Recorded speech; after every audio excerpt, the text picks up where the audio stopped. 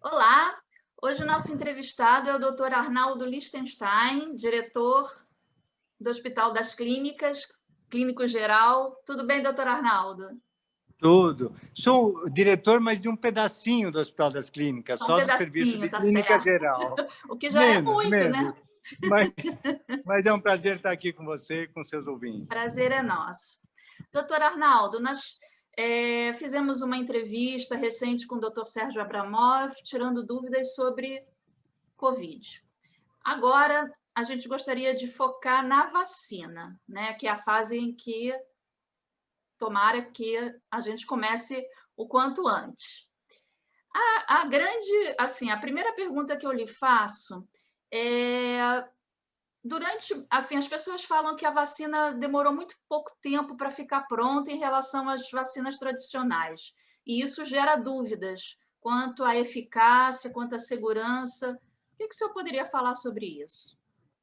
O fato de, entre se descobrir uma doença e se está vacinando contra essa doença, foi o maior avanço da humanidade em relação à ciência.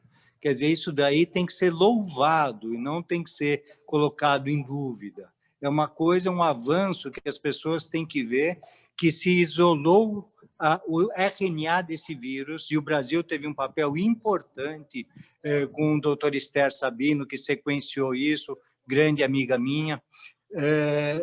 E a vacina foi feita com duas tecnologias, na verdade, três tecnologias bem distintas uma da outra. E acho que é isso que é legal. A primeira tecnologia do Instituto Butantan, em parceria com a Sinovac, lá da China, é uma vacina dita tradicional. O que significa isso? Ela pega o vírus, ela mata o vírus, ela injeta o vírus e o corpo produz anticorpos contra esse vírus. Esse anticorpo fica na memória do corpo.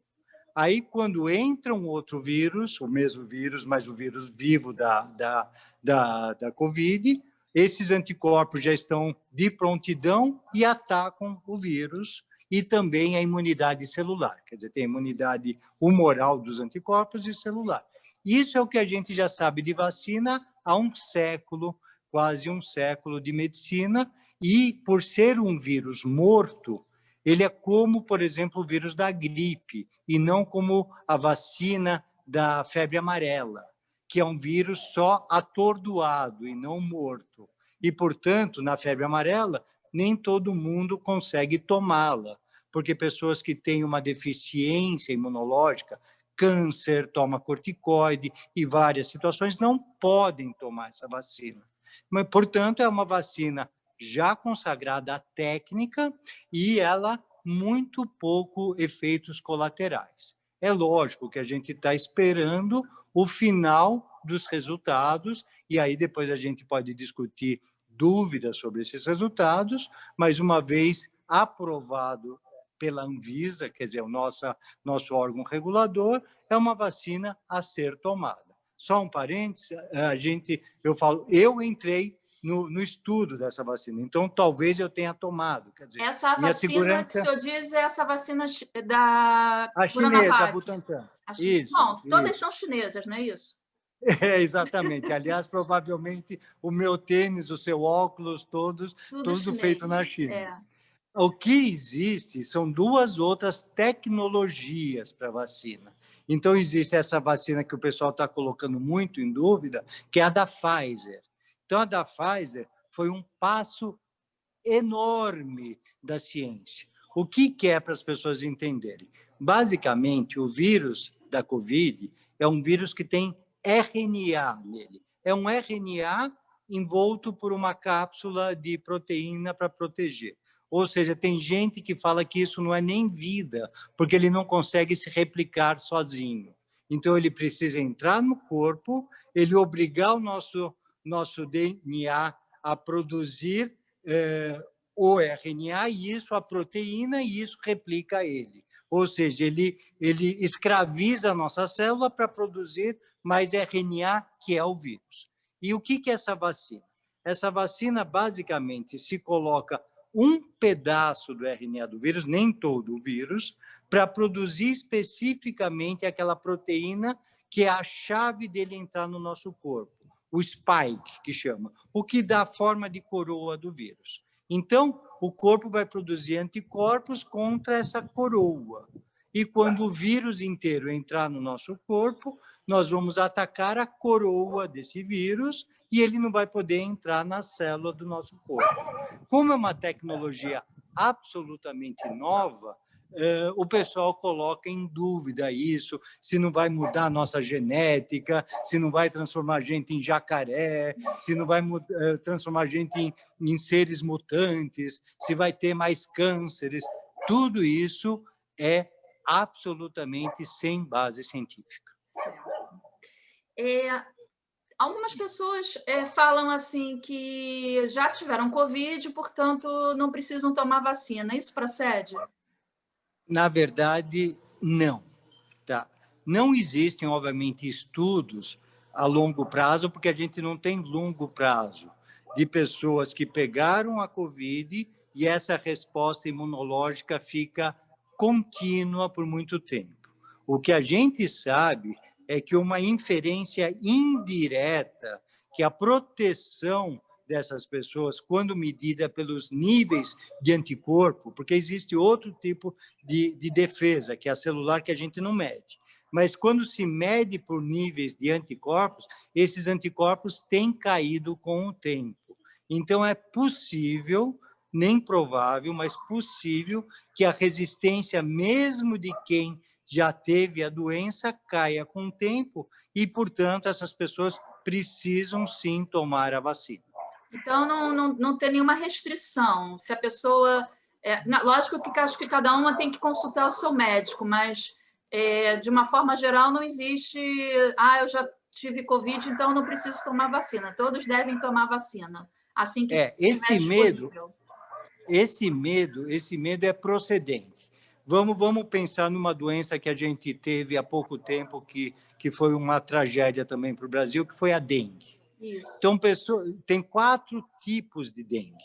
Tá? Então, quando a pessoa pegava um tipo de dengue e pegava o segundo tipo de dengue, essa doença tendia e tende a ser mais grave. Então, houve uma associação meio esquisita de que se eu peguei já a Covid agora e vacino, talvez eu tenha uma resposta mais grave, como fazendo paralelo à dengue. Não tem nada a ver, porque são vírus diferentes, são respostas diferentes e são vários tipos de dengue, e a Covid só tem uma só. Ou seja, não procede que se eu tomar a vacina já tendo tido a infecção, eu vou ter reações graves. Certo. Absolutamente não. Em relação a essa mutação que está se falando, né? Que o vírus está mutando e que, se for o caso, poderá haver uma mudança na vacina. O que significa isso? Isso é uma preocupação real, mas para alguns tipos de vacina. Veja, a vacina da China, do Butantan, daqui de São Paulo, ela é uma vacina contra o vírus inteiro. Tá? Então, a gente pode produzir anticorpos contra várias partes do vírus. E, portanto, se ele mutar, e o que ele está mutando é justamente aquela espícula da coroa dele, fazendo com que ele seja mais disseminável, como se fosse a chave da porta para entrar no corpo, essa chave ficou mais fácil de ser colocada. Então, essa é a mutação da adaptação do vírus. O vírus, basicamente, é isso. Quer dizer, ele tende, quanto mais adaptado, ele se dissemina mais rápido, sem matar o hospedeiro, porque senão ele morre junto. Então, é uma adaptação real do vírus, isso. Então, o que acontece com a vacina da Pfizer, que é a grande dúvida? A vacina da Pfizer é contra justamente essa parte que está sendo mudada. Então, existe uma possibilidade teórica, ainda não é real, de que ela possa não ser eficaz com essa nova cepa de vírus, eventual uma outra, não atual. Então, existe. Mas, por outro lado, a tecnologia é tão avançada que eles rapidamente produzem uma outra vacina contra essa outra mutação do vírus. Mas esse risco é real com a com a vacina da Pfizer, mas absolutamente não é o que nós temos agora. Ótimo. Até mesmo em relação a essa vacina da Pfizer, tivemos um caso aí na Alemanha, onde a refrigeração da vacina sofreu algum problema no transporte. Isso a gente está falando da Alemanha, um país super desenvolvido, muito menor que o Brasil. O que isso pode representar de risco aqui no Brasil, né? Esse tipo de vacina que necessita de cuidados especiais. A gente deveria priorizar outro tipo de vacina e não esse tipo de vacina devido a esse risco a mais? Concordo inteiramente com você. Nós temos dois grandes centros aqui no Brasil, do Rio de Janeiro a Biomanguinhos, em São Paulo, Butantã, que são referências mundiais na produção de vacina, todas, não Covid. E eu acho que a gente tem que centrar nesses dois tipos de vacina. O problema é que, mesmo produzindo a todo vapor essas vacinas, não vai ter suficiente para toda a nossa população. Nós estamos falando mais ou menos, não de 210 milhões de brasileiros, porque os brasileiros abaixo de 16 anos não vão ser vacinados, provavelmente pessoas grávidas não vão ser vacinadas, então se calcula por volta de 160 milhões de brasileiros com 320 milhões de doses, porque são 2 doses cada uma. Então, essas duas é que vão ser o grande foco, que devem ser o grande foco do Brasil. Se a gente precisar da Pfizer, né, da vacina da Pfizer, são vacinas que precisam de ultra-refrigeradores a -70 e seguramente só vai ser para grandes centros. O interior do Brasil não vai ser contemplado com essa vacina e nem todas as capitais vão ser contempladas por essa vacina. A grande vantagem é que, provavelmente, a vacina da Pfizer é a mais eficaz para a população idosa, coisa que as vacinas tradicionais não contemplam tanto de eficiência. Então, quer dizer, se você me perguntar, essa resposta objetivamente é: vamos centrar nas duas, né? Na AstraZeneca, que a Biomanguinhos está fazendo, e na chinesa, que o Butantan está fazendo, e para populações específicas de grandes centros, talvez a Pfizer entre aí. Doutor Arnaldo, por que a gente não tem vacina ainda? Nós temos a Anvisa, que a gente está vendo, acompanhando no jornal, que falta autorização, quando o mundo, por exemplo, nos Estados Unidos, que é uma referência mundial, já foi aprovada. A China, no caso da Coronavac, parece que já também começou a vacinar. O que falta? Por que a gente não tem respostas? Por que a gente não começou ainda? Nós temos, desde o começo, isso nós estamos falando de fevereiro, final de fevereiro, quando teve o primeiro caso no Brasil, uma negação absurda da doença. Nós estamos falando de um presidente que fez declarações terríveis. Isso não é Covid. Não. Terrível.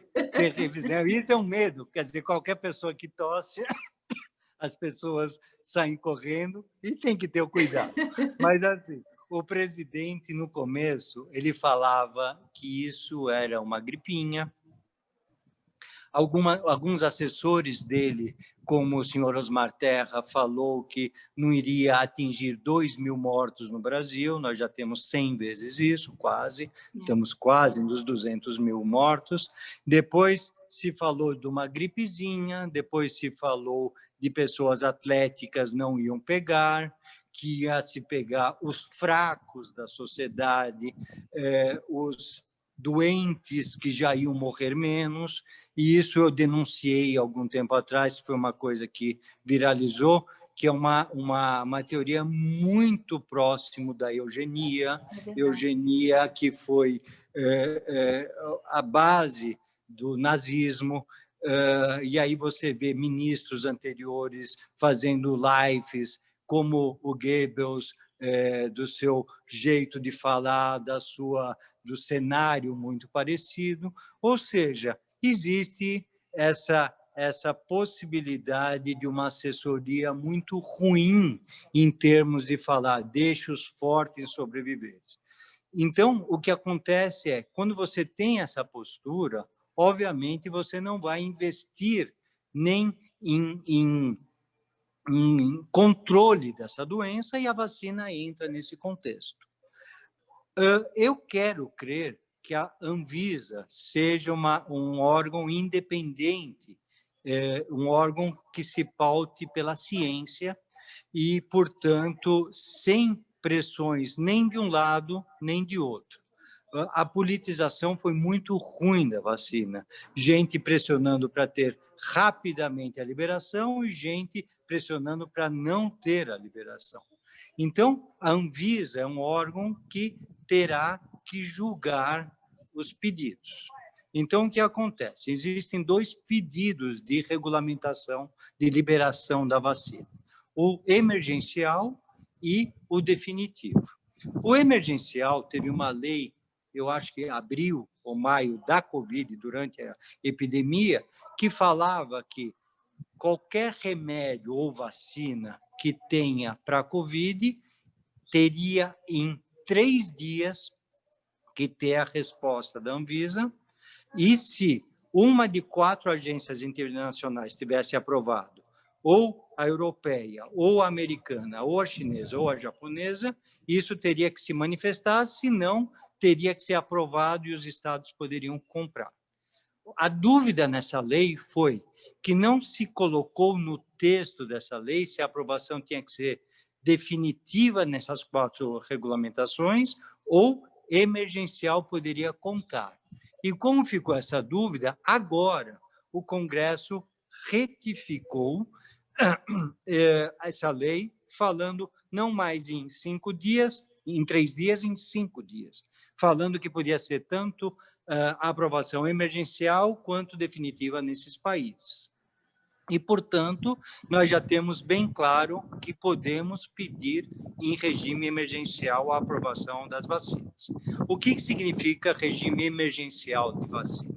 Primeiro, que não é para todo mundo, que quem determina é a Anvisa que grupos vão ser vacinados, por quanto tempo vai valer esse período emergencial, e que tudo tem que ser distribuído pelo serviço público, pelo SUS, e não pode ser comercializado.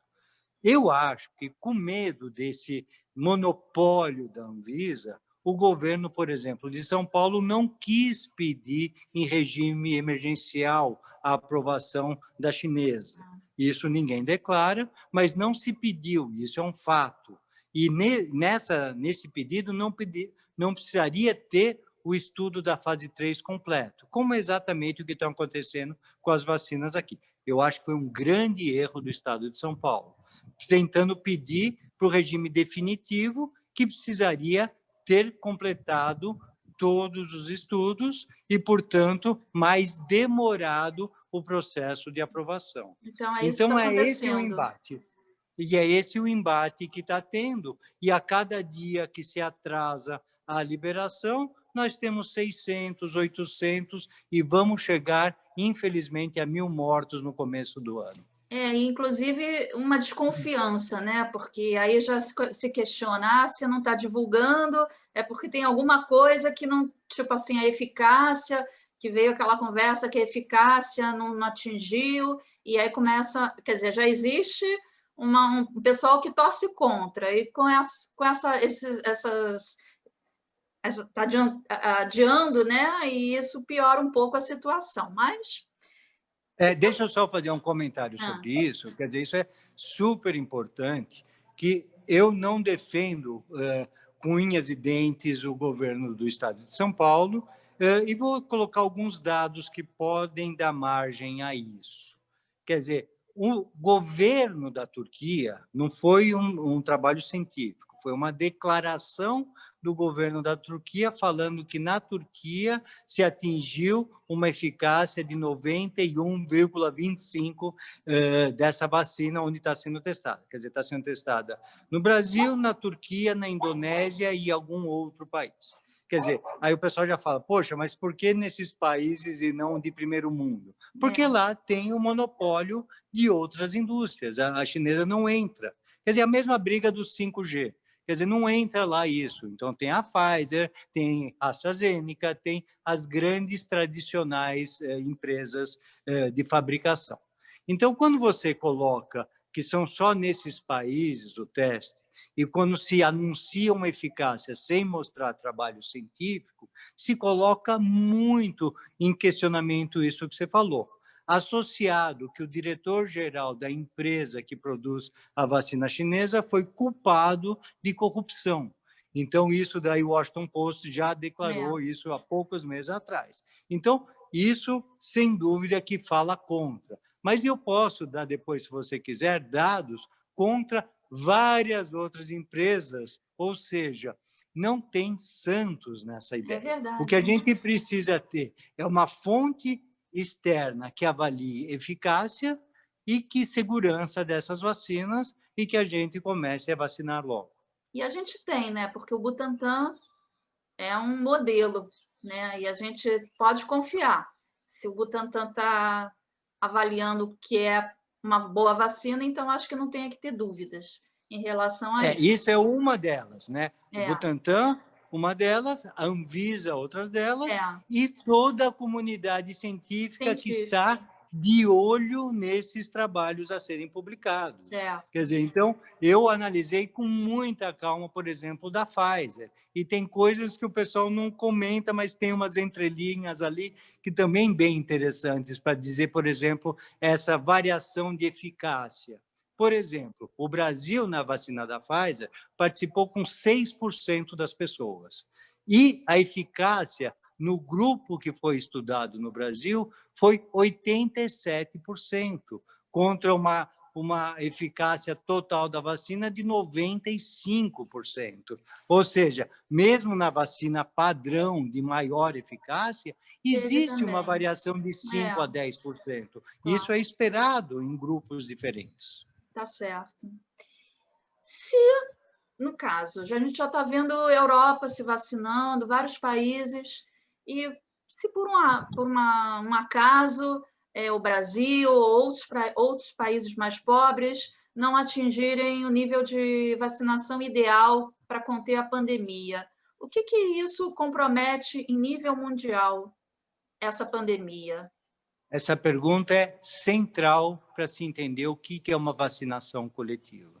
A vacinação, ela não é um ato individual. A vacinação é um ato coletivo, ou seja, a sociedade se protegendo um ao outro e protegendo os vulneráveis.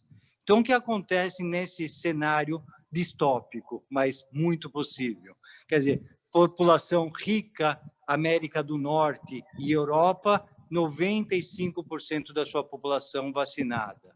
Ásia pobre, África e América Latina, 30% da sua população vacinada, o que não é impossível acontecer. O vírus vai ainda estar circulando. E o vírus circulando dá margem àquilo que a gente conversou antes, mutações. E, eventualmente, uma dessas mutações vai fugir do escopo da vacina dos países ricos já vacinados. Então, o que acontece? Volta tudo de novo. E, portanto, todo o esforço que fizemos até agora vai por água abaixo. Ou seja, vacinação tem que ser mundial. Vacinação tem que ser com todos. Quem controla isso é a OMS, né? A OMS fez aquele consórcio, mas para garantir 20% da população pobre vacinada, não é 100%. Ou seja, ela teve uma boa iniciativa, mas contemplando pouca população, não é o ideal. E acrescento, não falou-se de tempo. Quer dizer, provavelmente vai acontecer primeiro escalão vacinado primeiro e o resto depois com o que sobrar. Eu acho que isso tem que ser mudado urgentemente. Quer dizer, ao mesmo tempo que a Europa está se vacinando hoje e os Estados Unidos, tem que se começar vacinação em África e Ásia. Mas outra coisa não contemplada pela Organização Mundial de Saúde é logística e insumos. Quer dizer, se comprou a vacina, mas agulhas, seringas e chegar na população não foi pensado pela Organização Mundial da Saúde, o que foi um grande erro. E existem ONGs que podem suprir essa falha nessas regiões mais remotas da Terra. Doutor Arnaldo, qual é a sua previsão para 2021 em relação à vacina aqui no Brasil e no mundo? A bola de cristal me falou, quer dizer, isso não precisa nem da bola de cristal, mas eu prevejo um janeiro terrível para o Brasil. Tá, um janeiro terrível significa depois do Natal, do jeito que houve festas, depois do Réveillon, onde, por exemplo, o Neymar vai dar uma festa de 500 pessoas, onde a gente vê que as pessoas estão aglomeradas em festas clandestinas de 1.000 pessoas e, para não chamar atenção, se fecha janelas e portas. Quer dizer, isso para acontecer um acidente como a Boate Kiss em Santa Maria, no Rio Grande do Sul, é um passo. Isso eu não chamo acidente, isso chama dolo, isso chama premeditado. Então, a quantidade de pessoas expostas entre Natal e Ano Novo, exatamente nessa festa que a gente está, vai explodir um número no começo do ano. Então, até o final de janeiro, vai ter uma quantidade de mortes absurdas. E com a diferença que o sistema de saúde não está se colocando mais leitos extra de UTI, não se fecharam os hospitais de campanha, os médicos, enfermeiros, o pessoal da saúde estão saturados, tá? Vão ficar revoltados com esse repique por causa de descuido da população, ou seja, o astral vai cair muito, não vai ter mais aquela garra. Então, janeiro vai ser terrível.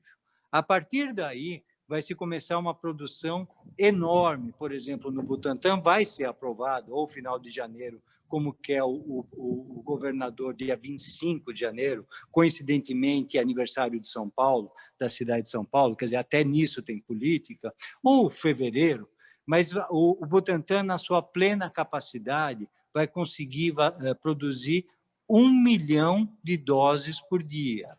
Isso parece absurdamente muito, mas a gente vai precisar, se lembra daquela conta de 160 milhões de pessoas, nós estamos falando de 320 milhões de doses. Se o Butantan for o grande fornecedor de vacina para o Brasil, ele vai conseguir produzir em um ano essa quantidade de vacinas. Ou seja, nós teremos a vacinação durante o ano de 2021.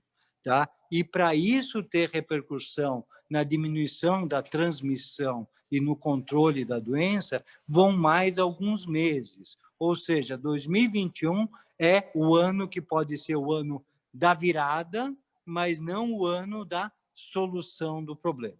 Certo. Em relação ao tempo da vacina, é possível dizer que, como uma vacina comum, igual essa da gripe, ela pode ter uma duração de 1 ano para a pessoa ficar tranquila? Ou ainda não se pode dizer? Esse paralelo com a vacina da gripe me traz muitas coisas importantes para dizer. Primeiro, a vacina da gripe é um vírus também morto, tá? Então é exemplo da do Butantan da China, quer dizer, e ela, por que precisa vacinar a cada ano?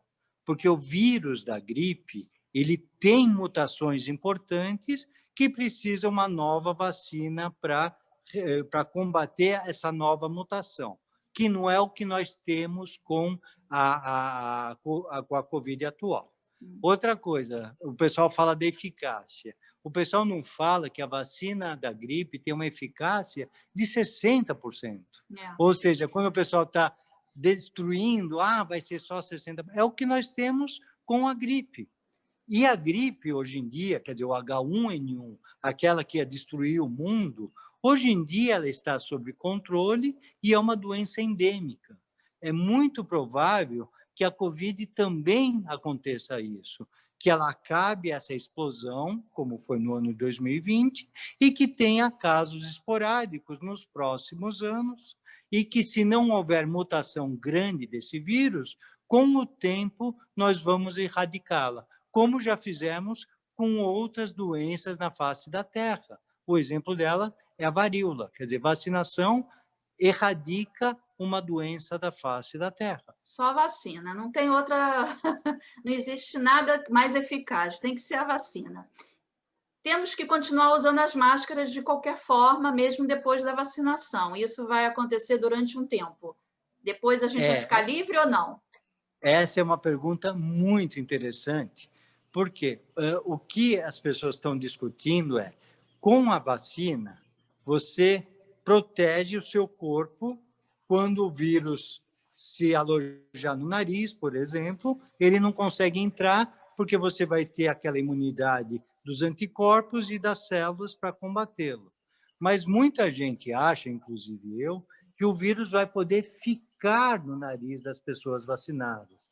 E se a pessoa dá um espirro, uma tosse, como eu fiz aqui, por exemplo, ela pode disseminar o vírus, mesmo ela estando protegida. E a máscara serviria exatamente para isso. Para proteger os outros. Exatamente, essa é a questão social e cidadã de uma epidemia.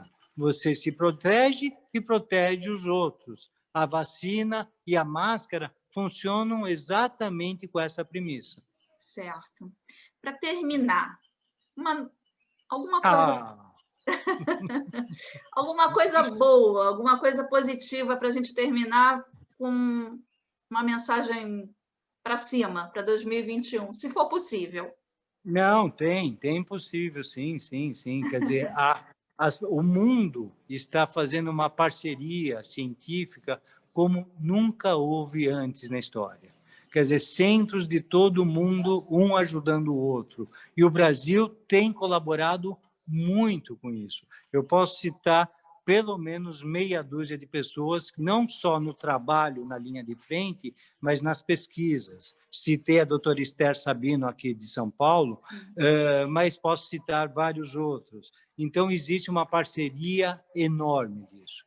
A ciência está se superando em termos de tecnologia de fazer coisas. Ou seja, se a gente conseguir controlar os negacionistas, as pessoas que não se curvam a fatos, mas que sua opinião é acima de tudo, se a gente conseguir controlar esse pequeno número de pessoas, nós vamos ver que a ciência pode e vai mudar os rumos da humanidade, não só na área de saúde, mas em tudo, em produção de alimentos, em controle de poluição, em controle do próprio desmatamento, que faz com que animais silvestres entrem em contato com o humano e apareçam doenças, né? Quer dizer, se falou, por exemplo, que a primeira grande epidemia que houve com isso foi na África com a AIDS. Depois vieram o sudeste da Ásia